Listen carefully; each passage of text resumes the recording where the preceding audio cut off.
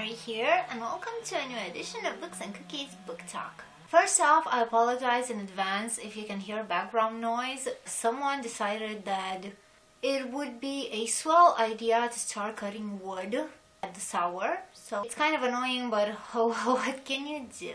In case you guys don't know this, although I'm pretty sure that you do because most of my subscribers on YouTube have come from my Tumblr blog. Last year, I decided to do a huge service to humanity and read 50 Shades of Grey. And this year, I have decided to continue my service to humanity and I read 50 Shades Darker. And I made a series of posts on my Tumblr blog in which I basically wrote my thoughts while reading these books. And I decided that maybe it would be a good idea to try and pick some of my thoughts that I have written there and just tell them to you in a series of videos. Without further ado, welcome to Things That I Have Learned from 50 Shades of Grey, Part 1.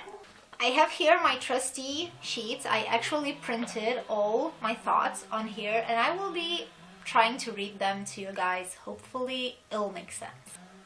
It's acceptable to name your character like a porn star. Everyone meet Anastasia Steele.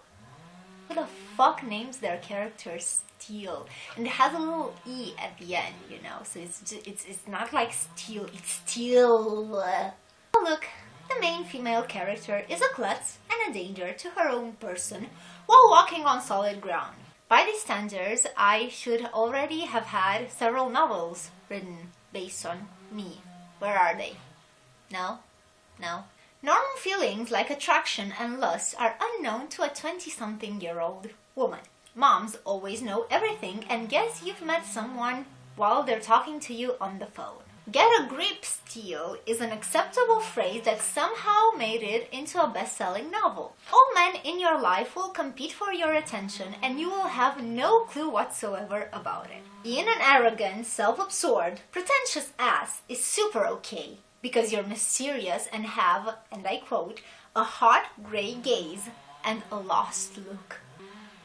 Anastasia seems to let everyone boss her around because, hey, this novel deals with BDSM, and of course the submissive has to be that way in all areas of her life. Exhibit A, and I quote, "Yes, mistress, she's so domineering. I roll my eyes but do as I'm told. Anna's subconscious is a bitch. Anna likes to put herself down every chance she gets. Because, you know, she's based on Bella. And Bella, starting from New Moon onwards, is, yeah. The vow of never drinking again. You sweet summer child. Christian is a dick about other people's friends. I quote, my medulla oblongata has neglected to fire any synapses to make me breathe. Which basically means this book is making me feel stupid and I do not appreciate it one bit. And you get, you know, sentences like this, and then you get a holy cow, holy shit, holy crap, holy something every other page, combined with my most favorite word in the whole wide world, jeez. Ding ding ding ding ding, Anastasia has discovered desire. Score! I swear these people have not yet had a normal conversation. Christian likes to call Anna a good girl. Well, I'm here to tell Christian that she's not a fucking dog, you insensitive asshole. People gasp a lot in this book, audibly or not. Anna's subconscious has transformed into an inner goddess, and I want to damn this inner goddess into the fury depths of hell and make her stay there for all eternity. Christian needs to be reacquainted with the words please and thank you. You know, intensive courses. Anastasia can apparently surprise her subconscious. What the fuck? Anna compares Christian's playroom with the Spanish Inquisition. Seriously, I have to stress this. What Anna considers Christian's version of soft and romantic is the same thing that she compared to the Spanish Inquisition literally 2 paragraphs before. Yeah, no editing at all was done in the making of this book. Reading the contract, you know, the dominant submissive contract was a religious experience, you know. They think like the Winchesters exorcising a demon, and I'm the demon in this case. Christian expects everyone to reveal their sexual status the moment that we meet, you know. It's like, hello, how are you? Yeah, I'm a virgin, I'm not. because he gets so wounded when he finds out that Anna is a virgin and she hasn't told him, and they met like 3 days ago, and now he wants to rectify the situation, and the situation is her virginity. Christian is a dick to Anna, and then he goes on to tell her that they start their training tonight. What the fuck? And he goes to say that this training that they're gonna do is a means to an end. It's like he's making the fact that he's sleeping with her, even though she's a virgin, heaven forbid, it's like a favor to her. So, they start doing the thing, and he obviously has to get undressed, and then Anna sees his member. She goes, "Oh no! Will it? How?" Anna, I would like to introduce you to someone. Google, this is Anna. Anna, meet Google.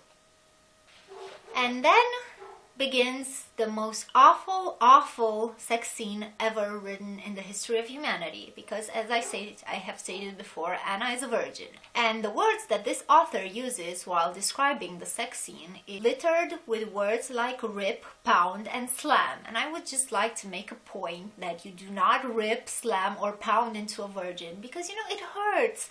It's not the same for every girl, but in most cases it hurts. People like it rough sometimes, but those are consenting adults that have explored some of these things before, and you most definitely do not pound into a virgin.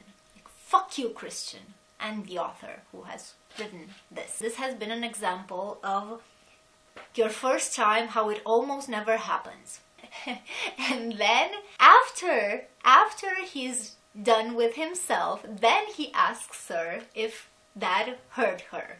It's like Christian is the ultimate dick. Thank you for watching. Good night. And then, after all the pounding and the ripping and the slamming, she's ready to go for a second time around. Fuck you, no. I would like to also quote something that the author probably meant it to be sexy, but it's not sexy, it's actually rapey as fuck. "I am pinioned beneath him helpless. You are mine, only mine, don't forget it." Gross. Anna then says that Christian has a sad side. And I would just like to tell Anna that he does not have a sad side. He's emotionally stunted. I predicted a lot of drama along the lines of, I can make him open up to me. What am I doing wrong? What's wrong with me? Not him, me. And then Anna's best friend, Kate, asks the most important question of all. Was he gentle to you? Cookies for Kate. "My inner goddess is doing the merengue with some salsa move." And this is an actual line from this book. I shit you not. Christian to Anna, you get an A in oral skills. And I would just like to point out the fact that she gave him a blowjob while his dick was covered in soap. Just not do that. And then he tells her, "You look so young with these pigtails." She has pigtails. And she's 21, you ass. So yeah, this was part 1 from my things that I have learned from 50 Shades of Grey.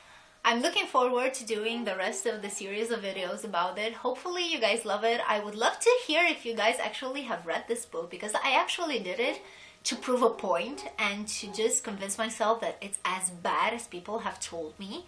It's worse.